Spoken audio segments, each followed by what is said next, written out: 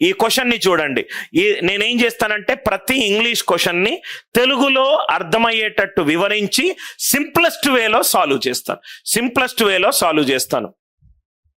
A B C D అనేది ఒక square square అయితే 4 సైడ్లు ఈక్వల్ గా ఉంటుంది. Okay, mid point of sides A D and D C are E and F respectively. ఇదొక స్క్వేర్ కన్నా, ఇదొక స్క్వేర్ అంటే 4 సైడ్లు ఈక్వల్ గా ఉంటుంది. ఆ 4 సైడ్లు ఏంటి?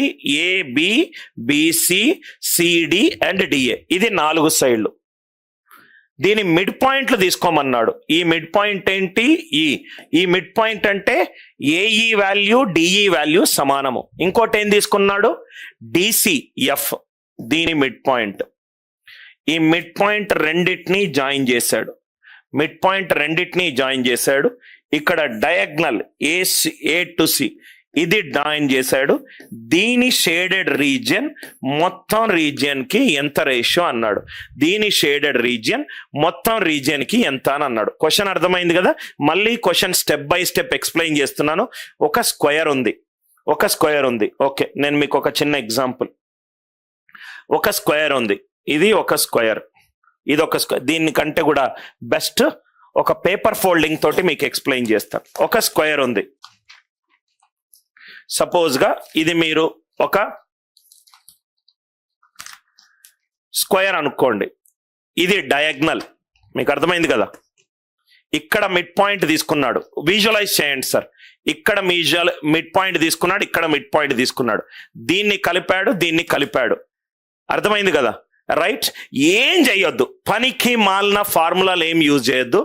నాకొక పేపర్ ఉన్నది, ఇట్లా ఈ పేపర్ స్క్వేర్ అనుకుంటా, ఇది డయాగ్నల్. ఏం చెయ్యను, ఈ పేపర్ ని డయాగ్నల్ గుండా చక్కగా ఫోల్డ్ చేస్తాను. సో ఈ ఫోల్డ్ చేసి నేను మడుస్తే, మీరు ఆలోచించండి, ఇది పేపర్, ఇది డయాగ్నల్. ఈ పేపర్ ని డయాగ్నల్ గుండా మడుస్తే ఏమవుతుంది? ఇదే ఫిగర్ ఇలా ఫామ్ అవుతుంది. ఉన్నారా? Yes or no? ఇదే డయాగ్నల్ ని నేను డయాగ్నల్ గుండా ఇట్లా ఫోల్డ్ చేస్తే అటువైపు ఉన్నది ఇటువైపు వచ్చేస్తుంది కదా. Yes or no? అటువైపు ఉన్నది ఇటువైపు వచ్చేస్తుంది. అయిపోయింది ఆన్సర్. ఏం ఏరియా స్క్వేర్లు, ఏం ఫార్ములా లేవు. పేపర్ ఫోల్డింగ్ చేశాను, ఈ రెండింటిని కనెక్ట్ చేస్తున్నా. నాకు ఈ షేడెడ్ రీజియన్ కావాలి. ఇది ఒక రైట్ యాంగిల్, ఇది రెండో రైట్ యాంగిల్, మూడో రైట్ యాంగిల్, నాలుగో రైట్ యాంగిల్, ఐదో రైట్ యాంగిల్, ఆరో రైట్ యాంగిల్, ఏడో రైట్ యాంగిల్, ఎనిమిదో రైట్ యాంగిల్. ఎందుకు రైట్ యాంగిల్ సార్? ఇది 90 డిగ్రీస్ స్క్వేర్ లో ప్రతి ఎడ్జ్ పాయింట్ 90 డిగ్రీస్. సార్ ఇదెందుకు సార్ 90? దీని నుంచి పర్పెండికులర్ డ్రాప్ చేస్తున్నా. 90 θ 90 మైనస్ θ 90 అట్లనే వచ్చింది. ఇది కూడా 90 రైట్. ఇది కూడా 90, ఇది కూడా, ఇక్కడ కూడా 90. ఇవి పర్పెండికులర్లు. మళ్ళీ ఎక్స్ప్లెయిన్ చేస్తున్నాను. ఒక పేపర్ తీసుకున్నాను. ఈ పేపర్లో డయాగ్నల్స్ ఇట్లా ఉంటాయి, మిడ్ పాయింట్స్ ఏమో ఈ రెండు. ఈ పేపర్ని అటుపక్క ఫోల్డ్ చేశాను, ఇది ఇటుపక్క వచ్చింది. Yes or no? ఈ రెండింటిని జాయిన్ చేశాను పర్పెండికులర్స్ తోటి. మొత్తం ఎన్ని వచ్చాయి ఫిగర్లు? 1 2 3 4. మీరు ఆలోచిస్తే ఇదే పేపర్ నేను ఇక్కడ నుంచి ఫోన్ చేస్తే పైన 4 కింద 4. Yes or no? పైన 4 కింద 4. నాకు కావాల్సిన పోర్షన్ ఏంటి? ఈ పోర్షన్ కావాలి నాకు. అదే కదా అడిగింది. ఈ పోర్షన్ లో ఎన్ని ఉన్నాయి?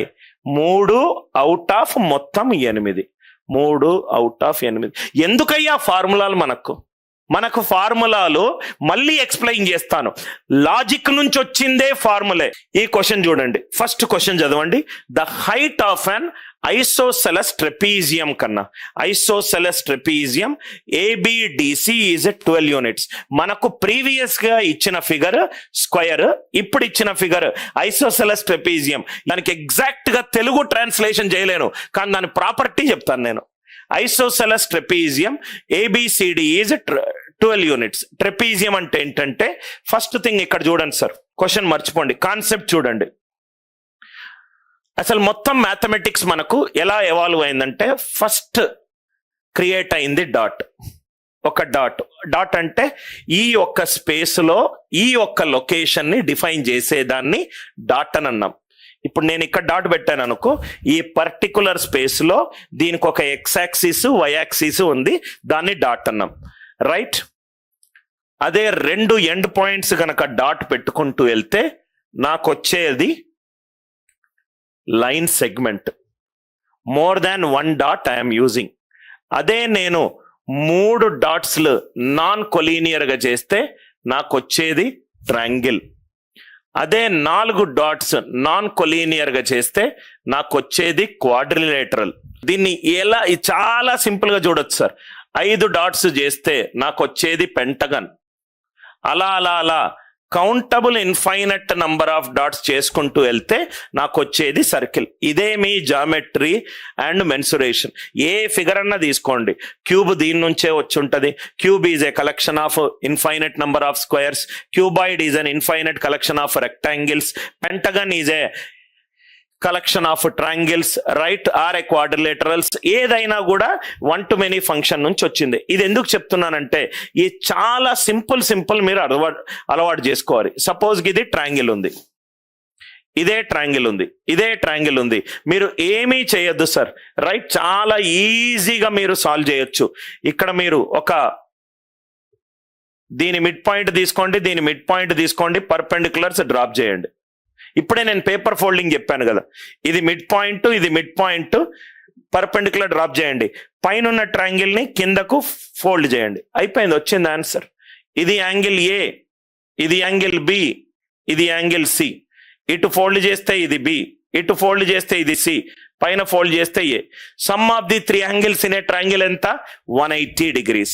Some of 3 angles in a triangle ఎంత? 180 degrees. చాలా ఈజీ సార్. సపోజ్ గా ఇది ఏ, ఇది బి, ఇది సి, ఇది D. Quadrilateral sum of 4 angles ఎంత? 360. బట్టి పట్టాల్సిన అవసరం లేదు, ఫోల్డ్ చేయండి. ఫిగర్ని పైకి తిప్పండి, ఫిగర్ని రైట్ సైడ్ తిప్పండి, ఫిగర్ని డౌన్కి తిప్పండి. 4 యాంగిల్లో ఒక పాయింట్ దగ్గర దాని యాంగిల్ ఎంత? 360 degrees. ఇది చాలా సింపుల్ ప్రూఫ్స్. మనం అనవసరంగా థీరంలు చేసుకొని భయపడతాము. ఐ హోప్ ఇది అర్థమైంది కదా. నా ఇక్కడ చూడండి సార్, ఐసోసెలస్ ట్రెపీజియం అడిగాడు. ఫస్ట్ ఆఫ్ ఆల్ ట్రెపీజియం అంటే ఏంటంటే ఆపోజిట్ సైడ్స్ ప్యారలల్. ఈక్వల్ గా కనుకుంటే దాన్ని ప్యారలలోగ్రామ్ అని అంటాం. Opposite sides parallel and equal గా ఉంటాయి, కానీ ప్యారలల్ గా ఉండి అన్ఈక్వల్ గా ఉంటే దాన్ని ట్రెపీజియం అని అంటాం. ఆపోజిట్ సైడ్స్ ఏబిసిడి, ఈ రెండు ప్యారలల్ కానీ అన్ఈక్వల్. వీటిని జాయిన్ చేస్తే నాకు ఏసీబిడి లైన్ వచ్చినాయి. ఇవి రెండు parallel sides. AB is parallel to CD, AB is parallel to CD. Non parallel sides ఏంటి? Non parallel sides ACBD. Non parallel sides కనుక ఈక్వల్ గా ఉంటే దానిని మనము ఐసోసెలస్ ట్రెపీజియం అని అన్నాం. దానిని మనము ఐసోసెలస్ ట్రెపీజియం అన్నాం. క్వశ్చన్ చదవండి. హైట్ ఎంత ఇచ్చాడు? 12. ఓకే, ఇది 12, ఇది 12. లెంత్ ఆఫ్ డయాగ్నల్ ఎంత ఇచ్చాడు? 15. ఏడి లెంత్ ఎంత ఇచ్చాడు? 15. ఏడి లెంత్ ఎంత ఇచ్చాడు? 15. ఏరియా ఆఫ్ ట్రెపీజియం కనుక్కోమన్నాడు. ఎలా సాల్వ్ చేయాలో చూద్దాం. దీన్ని మనం ఏం చేస్తామంటే, ఆలోచించండి సార్. ఏసీ పేపర్ ఫోల్డింగే అంతా. ఇది ఏసీ, ఇది బీడి, ఈ రెండు ఈక్వల్, ఎందుకంటే ఐసోసెలస్ ట్రెపీజియం అన్నాడు. ఇది హైట్, ఇది కూడా హైట్. ఈ మొత్తం సిజర్ తీసుకొని ఇటు కట్ చేయండి. కట్ చేసి దీన్ని ఇటు పుల్ చేయండి. ఈ 12ని కట్ చేస్తున్నా, కట్ చేసి దీని మీద పెడుతున్నా. డెఫినెట్ గా పెట్టొచ్చు, ఎందుకంటే ఇది కూడా 12, ఇది కూడా 12. అట్లా అయిపోతే నాకు ఫిగర్ ఏమైపోయింది? ఇది వచ్చేసరికి ఇది ఎంత అయింది? హైట్ ఎంత ఇచ్చాడు? డయాగ్నల్ ఇది 15 ఇచ్చాడు, ఇది 12 ఇచ్చాడు, ఇది 90 degrees. ఆల్రెడీ మనకు తెలుసు 3, 4, 5 అనేది పైథాగోరియన్ ట్రిప్లెట్. దాన్ని 3తో మల్టిప్లై చేస్తే నాకు వచ్చేది 9, 12, 15. 15, 12, ఇది 9, ఇది 12, ఇది 9. అంటే ఒక ట్రెపీజియం అనేది మనకు రెక్టాంగిల్ గా మారింది ఎప్పుడు? అది ఐసోసెలస్ ట్రెపీజియం అయినప్పుడు. ఈ మొత్తము హైట్ అనేది 15 కన్నా, ఈ మొత్తం 15, ఇది మాత్రం మనకి ఎంత ఇచ్చాడు? హైట్ 12 ఇచ్చాడు, డయాగ్నల్ 15 ఇచ్చాడు. ఇది 12, ఇది 12. ఈ రెండు సేమ్. దీన్ని కట్ చేసుకుంటున్నా, కట్ చేసి అటు దిప్పా, అంటే ఈ 12ను దీని మీద పెడుతున్నా. ఇది ఇక్కడ ఫుల్ అయిపోయింది. మీకు అర్థమైంది కదా, ఇదొకటి ఇదొకటి. ఒక రెక్టాంగిల్ అనేది రెండు రైట్ యాంగిల్లకు మర్జ్ చేస్తే వచ్చేస్తుంది కదా. ఈ పీస్ కట్ చేసిన, ఇక్కడ ఈ పీస్ కట్ చేసి ఈ పీస్ పైన పెట్టిన, డెఫినెట్ గా పెట్టొచ్చు. ఎందుకనంటే ఏసీ అనేది బీడీకి సమానము. Are you all with me? ఇది చక్కగా కట్ చేసి బీడీ పైన ఏసీ అమరుస్తా. నాకు చక్కగా రెక్టాంగిల్ వచ్చింది. రెక్టాంగిల్లో ఇది 15, 12 అంటే ఇంకోటి 3, 4, 5 అనేది పైథాగోరియన్ ట్రిప్లెట్. 3తో మల్టిప్లై చేస్తే మనకు ఎంత వచ్చింది? 9, 12, 15. 15, 12 మిస్ అయింది ఎంత? 9. సో ఇది 9, ఇది 9, 12, 12. 12 9s are ఎంత? ఇది 108. 12 9s are 108. అంత ఈజీగా మనము జామెట్రీ అండ్ మెన్సురేషన్ ని పేపర్ ఫోల్డింగ్ తోటి మనం ఎలా అయితే ఎంఎస్ వర్డ్ లో కట్ కాపీ పేస్ట్ యూజ్ చేస్తామో అంత ఈజీగా మనము కట్ చేసి కాపీ చేసి పేస్ట్ చేసి ఫార్ములా లేకుండా సాల్వ్ చేయొచ్చు. మంచి ప్రాబ్లము. ఈ రెండింటిని నాకు తెలిసి తెలుగు మీడియం స్టూడెంట్స్ కి ఇప్పటి వరకు ఈ కాన్సెప్ట్ ఎవరైనా టీచర్ చెప్పారో తెలియదు. ఈ కాన్సెప్ట్ ని పెద్ద పెద్ద బుక్స్ లో, అంటే బైబుల్ ఆఫ్ మ్యాథమెటిక్స్ అయిన Hungarian book of mathematics, art of problem solving .com ఈయన పెద్ద పెద్ద వెబ్సైట్ లో వీటిని వర్చువల్ పొజిషనింగ్ అనే కాన్సెప్ట్ అంటాం.